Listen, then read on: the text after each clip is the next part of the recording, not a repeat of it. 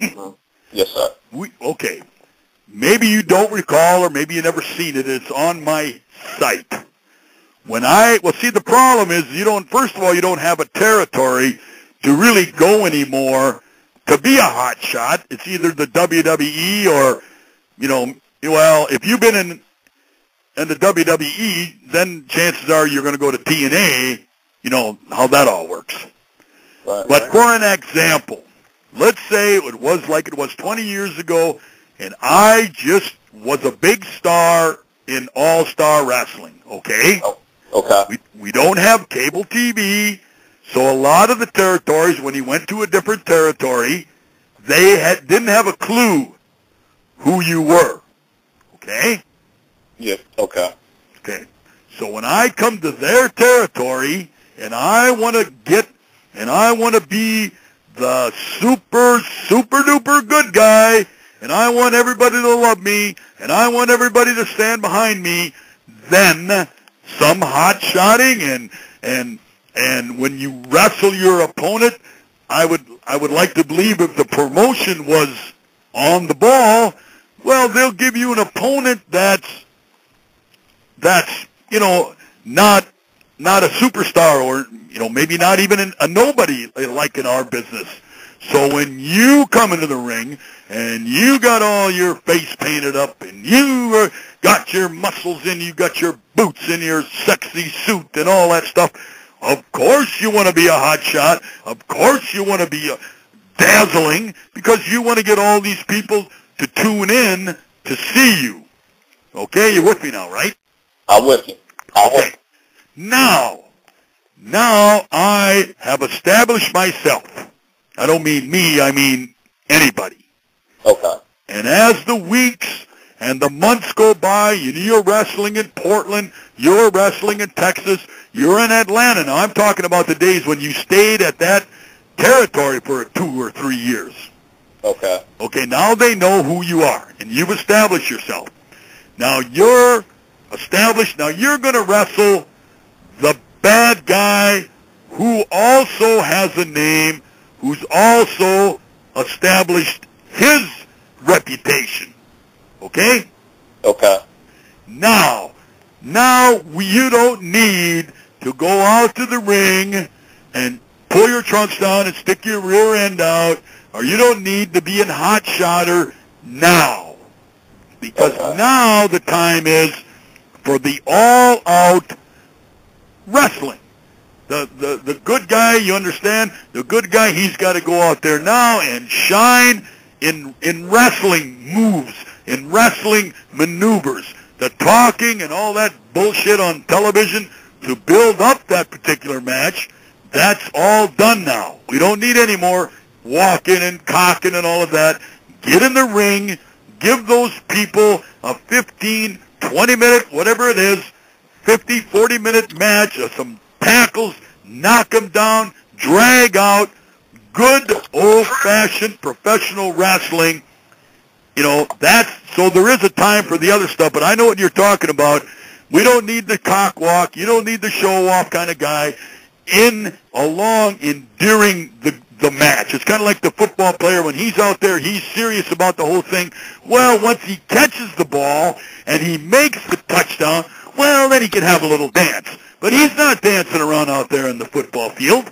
And that's the way it should be with us professional wrestlers. When we're in the ring, then give the people their money's worth. Give them a die-hard wrestling match. And I think that's what the old boys are talking about. Now, let's get in the ring and put on a decent match and not all the bullshit. Okay, that makes sense. That makes a lot of sense. Thank you. Definitely. And, of course, if you're just tuning in, Buck Zumhofe is on the line with us, Diamond K and Wes Raven, and we were talking about his start in the business, and I think in the story we're right at the AWA training camp. Right.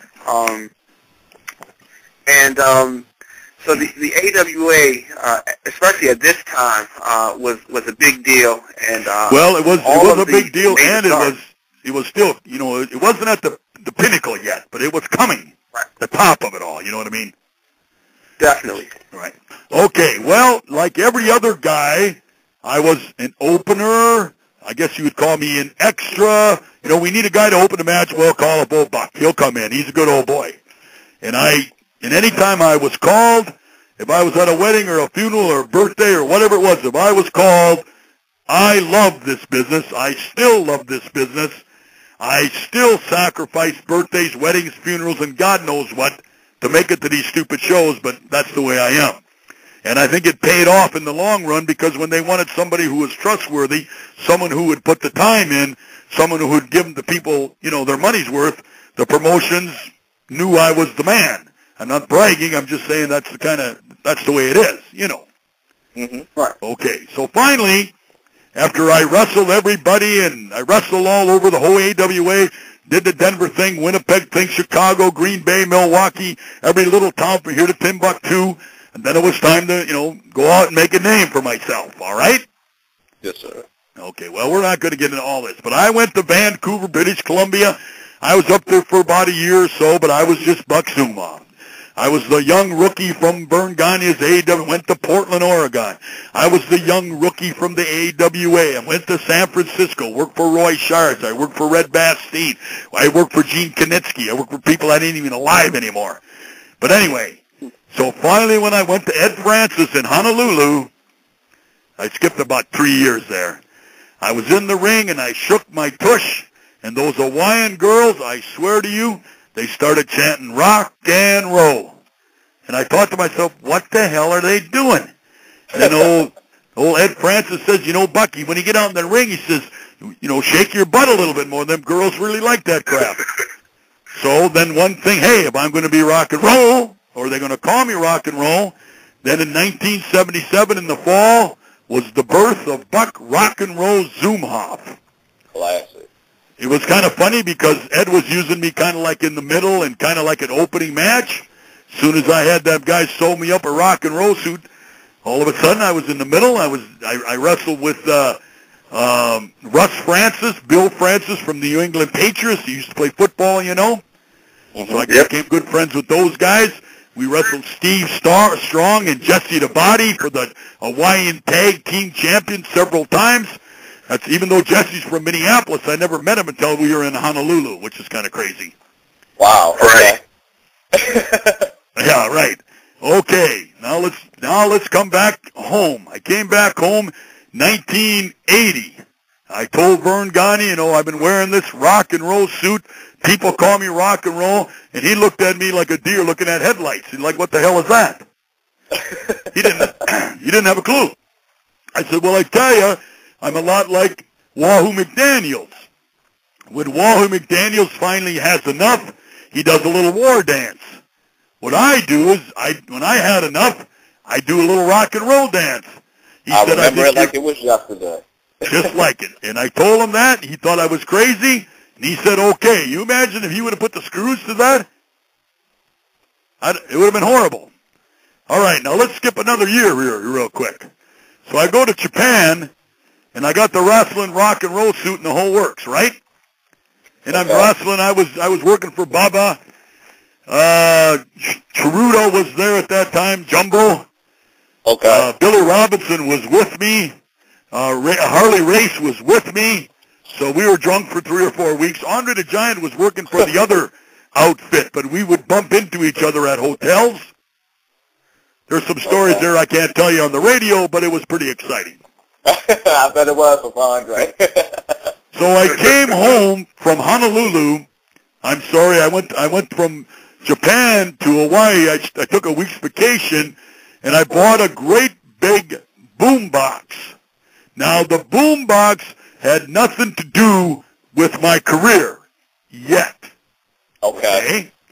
Now, I came back to Vern Gagne, and see, that's where a lot of people get it confused. They think that in 1980, 81 in there, I started to be the rock and roller. I was the rock and roller almost 3.5, 4 years before I had the music. Okay? Okay. All right. Because I have some people argue about, well, who's the one who wore the first rock and roll suit? And Johnny Valiant or somebody, he brought a radio to the ring, about 10 years after I was. Right. So there's a lot of questions out there about, not that it makes any difference, and I don't really even care, but I guess if I make a statement in professional wrestling, is that, yes, I am the first athlete in professional wrestling, or maybe even in any other sport. You know, now football has music, and the basketball players have a song, and race car drivers have music. Everybody has a song now. But I'm telling you out of my heart, I am the first one ever. Well, Bob, I can remember. I believe that because you are the first that I ever recall coming out to rock and roll music, and I remember you're the first I ever saw with the boombox. Thank you. I saw you first, and then the Freebirds later. Right. The Freebirds were way later. Yeah. Yeah, definitely. Yeah, but well, you anyway, were definitely first. I'm going to get to Texas, but we haven't got that far yet. Okay. All right. Well, anyway, so now I come back. You know Mean Gene, of course, Okerlund. Yeah. He was working for AWA back then. Okay? All right. So I come to television, and Vern Gagne gets me by the corner there, and he says, hey, if you want to be rock and roll Buck Zumhofe, well, then you should have some music. And I said, okay. So the following week, now listen to me. This is almost unbelievable. I have that great big boombox, all right? All right. I have it sitting about 10 feet away on the table. When I start my interview, one of the wrestlers turns the music on, and on the microphone next to me and Gene, we can't hear the music. You're with me now, right? I'm with you. Now I take the boombox and I set it down by my feet, and we start the interview over again, and you can hear me and Gene talking, but you can't hear the music. So do you know what I did? I put the goddamn radio on my shoulder, and the rest is history. Okay. I didn't even have the radio on my shoulder the first couple times. Then I lifted the radio up and I put it on my shoulder, and just that one thing boomeranged me right up, within about 3 months or a couple months after that, I was wrestling. Then about a month or 6 weeks later, Bobby Heenan broke my radio, okay? Okay. You can see that on my site, rockandrollwrestling.com. You can see all this stuff.